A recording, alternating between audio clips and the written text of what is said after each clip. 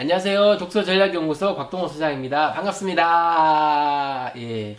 오늘은 24번째 시간으로 사고의 비밀 중 사고에도 종류가 있을까라는 내용으로 함께 하겠습니다. 지난 교육의 내용이죠. 생각은 어떻게 하는 것일까? 어떻게 한다 그랬죠? 그렇죠. 연결과 구성이라고 그랬습니다. 연결과 구성, 말은 굉장히 쉽습니다. 나중에 이제 그 사고 훈련에서 잠깐 보여드리겠지만, 연결 훈련은 생각보다 쉬워요. 또 재밌고. 근데 구성 훈련은 머리를 많이 써야 돼요. 여러분들이 지난번에 뉴런을 보셨듯이 뉴런의 어떤 그런 시냅스를 통한 다양한 뉴런으로 결합하는 것과 비슷한 형태의 어떤 그런 그림을 그려야 되겠죠. 그래서 뭐 조금 복잡한데 하여튼 연결과 구성 단어는 쉽지만 생각보다 들어가 보면은 조금 이제 훈련이 필요하다는 것을 말씀드리고 싶습니다. 자, 연결과 구성은 주제가 주어지고 문제가 주어지면은 그 주제와 문제에 필요한 정보들을 연결해서 추출하는 작업을 합니다. 추출되면 그것을 늘여놓나? 아니죠. 그것을 구성을 하는 겁니다. 서론, 본론, 결론. 이야기라면 발단, 전개, 위기, 결정, 결말. 이렇게 구성을 하는 거겠죠. 그런 구성을 통해 가지고 여러분들은 사고의 수준을 가름할 수 있습니다. 제가 이제 그 대학에서 사고 기술, 생각의 기술이라는 과목으로 강의를 할 때 학생들한테 평가 기준으로 이야기한 것이 뭐냐면, 제가 주어지는 주제에 대해서 얼만큼의 가치 있는 정보들을 연결해서 답안지에 답안지 안에 담느냐, 그리고 그 담겨있는 정보들이 얼마나 체계적으로 논리적으로 구성을 가지고 있느냐에 따라서 평가가 점수가 나누어진다고 이야기한 적이 있습니다. 즉 여러분들이 쓰는 글, 말, 행동, 여러가지 어떤 그런 결과물들이 모두 다 뭐다? 바로 여러분들이 사고를 통해서 정보를 연결하고 구성한 결과이기 때문입니다. 자, 오늘은 사고에도 종류가 있을까라는 내용으로 함께 하는데, 사고에는 종류가 있을까요? 물론 다양하게 많습니다. 그 중에서 몇 가지만 살펴봅시다. 자, 생산적 사고라는 게 있습니다. 생산적 사고로 이야기하면 여러분들 이 표로 설명해 드리면 금방 이해하실 거예요. 지난번 사고의 기능을 이야기할 때 보여드린 표죠. 정보를 지식화하고 지식을 가치화하는 것이 사고의 기능이라고 얘기했습니다. 여기 밑에 있는 볼 보시면은 인지적 사고, 다시 말해서 정보를 지식화할 때 사용되는 사고가 바로 인지적 사고고요. 지식을 가치화할 때 사용되는 사고가 바로 창의적 사고입니다.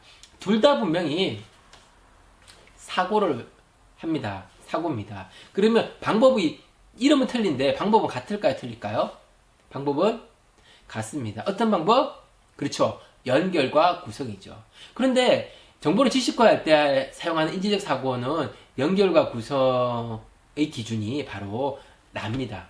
내가 필요하고 내가 가지고 있는 정보들을 보완할 수 있는 정보들을 이제 연결되는 대상이 되는 거고요. 그리고 그걸 구성할 때는 어떻게 내가 잘 기억하고 이해할 수 있는 것이 바로 구성의 기준이 됩니다. 따라서 인지적 사고라는 것은 바로 기준이 자신이 되는 거죠.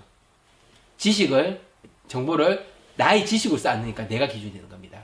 그렇다면 지식을 가치화로 만들 때는 누가 기준이 될까요?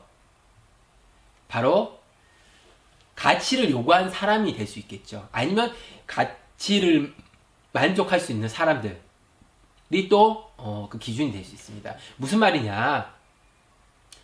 상사가 주제를 주고 보고서를 작성해와라.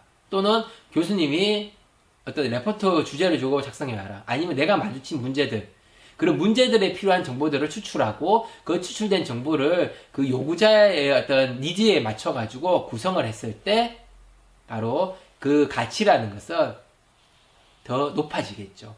물론 그 사람들이 인정 안 해도 내가 만든 그 결과물은 모든 사람들이 뭐라고 하든 간에 분명히 가치 있는 결과물입니다. 그렇지만 그 니드를 충족시킬 수 있으면, 다른 사람의 니드를 충족시킬 수 있으면 그 가치는 더 올라간다고 말씀드렸죠. 바로 공감이 되기 때문에.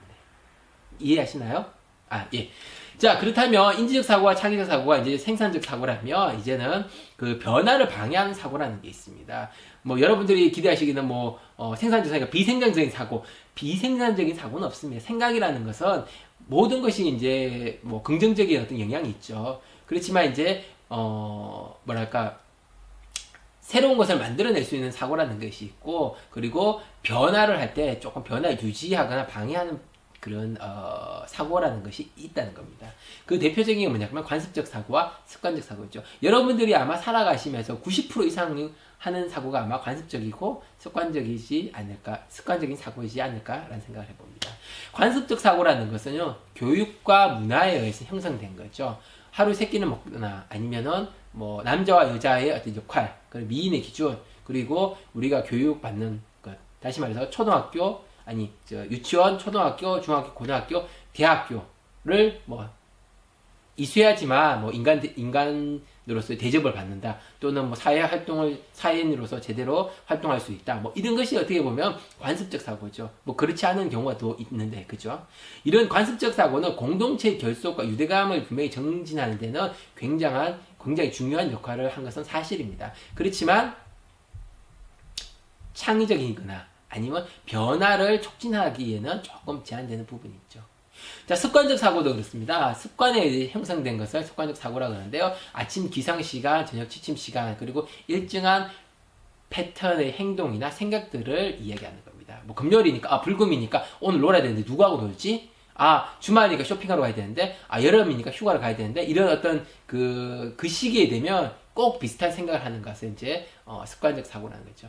분명 습관적 사고도 사회와 개인의 어떤 질서를 유지하는데 분명히 중요한 역할을 했습니다. 그렇지만 우리 아까 말씀드렸듯이 90% 이상이 관습적 사고와 습관적 사고에 빠져 있다면 새로운 변화를 받아들이고 그리고 적응하고 새로운 것을 창조하는데 제한이 되는 것은 사실입니다. 그래서 우리는 니체의 말처럼 익숙하지 않은 것에 대해서 호의를 가져야 되는 거죠. 니체가 말했던 호의라는 것이 쉽지는 않아요. 우리는 새로운 것에 호의를 가지기 위해서는 도전해야 되고 어색함과 불편함을 참아야 되는데 그게 쉽지 않은 거죠. 그래서 우리는 익숙하고 그리고 잘 알고 편한 것을 추구하게 됩니다. 그렇게 하지 않고 뭔가 변화를 요구한다면 여러분들이 관습적 사고와 습관적 사고를 하면서 늘 새로운 것에 대해서 관심을 가지고 물음표를 던지고 도전하고 그런 습관을 통해서, 그런 어떤 생각을 통해서 창의적 사고, 즉 인지적 사고와 창의적 사고를 가져올 수 있다면 여러분의 삶은 더 변화되고 더욱더 성장하지 않을까 생각합니다. 자, 오늘의 핵심이죠. 사고에도 종류가 있을까? 사고에는 종류가 있습니다. 생산적인 사고의 인지적 사고와 창의적 사고, 그리고 변화를 방해하는 관습적 사고와 습관적 사고. 여기서 관습적 사고와 습관적 사고는 나쁜 사고는 아닙니다. 분명히 중요합니다. 단 변화를 방해하는 요소가 좀 있기 때문에 어떻게 된다? 익숙하지 않은 것에 대해서 호의를 가져야 된다고 이야기하는 것입니다. 자, 오늘은 여기까지 할 수 있도록 하고요. 다음 시간에는 어떻게 사고를 개발할 것인가에 대한 방법론에 대해서 나눌 수 있도록 하겠습니다. 모두들 고생하셨습니다. 감사합니다.